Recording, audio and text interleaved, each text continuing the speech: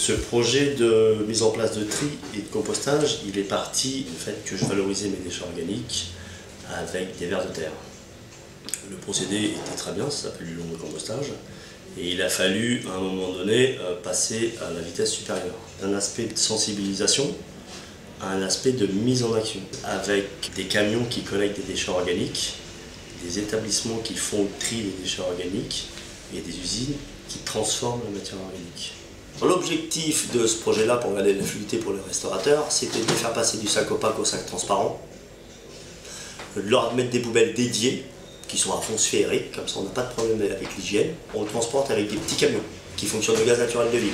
Ils récupèrent le déchet chez les restaurateurs et ils l'emmènent jusqu'au quai de transfert qui part derrière vers l'usine de méthanisation qui, une fois que le gaz est parti, il y a un réel retour au sol pour le paysan.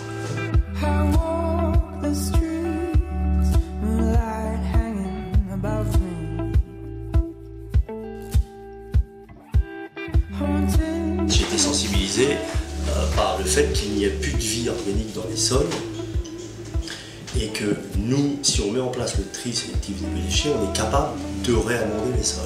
Et le méthane, c'est un gaz. Ce gaz-là, il est récupéré, il est brûlé, il fait tourner des cogénérateurs.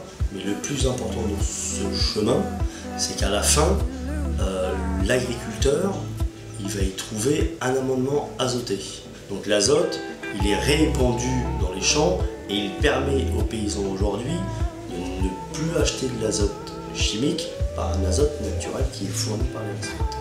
Au niveau de l'opération de mise en place du tri qu'on a lancé, on n'a pas eu de frein. On est dans une énergie qui est positive. Il y a des doutes qui sont oh là là, j'ai pas de place, c'est contraignant, on va avoir un travail supplémentaire à faire et tout. Non, puisque nous dans la profession, la matière organique, on travaille avec toute la journée. C'est notre outil de travail. Donc déjà, elle est déjà triée.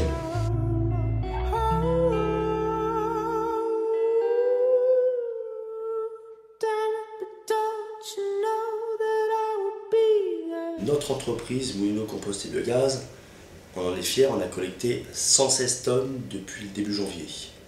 On couvre aujourd'hui 80 restaurateurs sur Paris. On a des marchés alimentaires, on a des scolaires et on a d'autres restaurateurs.